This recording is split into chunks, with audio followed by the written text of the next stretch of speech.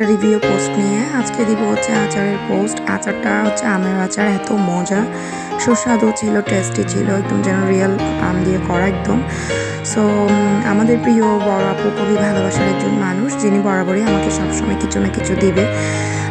তো এবার দিয়েছে আমের আচার। আমরা 29শে মে আগ্রাবাদ হোটেলে ক্রেতা বিক্রেতা সম্মেলনে গিয়েছিলাম। ওখানে আপু আমাকে আচার গিফট করেছে। আচারটা আমাদের ফ্যামিলির শুধু সবাই খেয়েছে, এত মজা ছিল গরম গরম ভাত দিয়ে। সো আপনারা সবাই পেজ ভিজিট করবেন।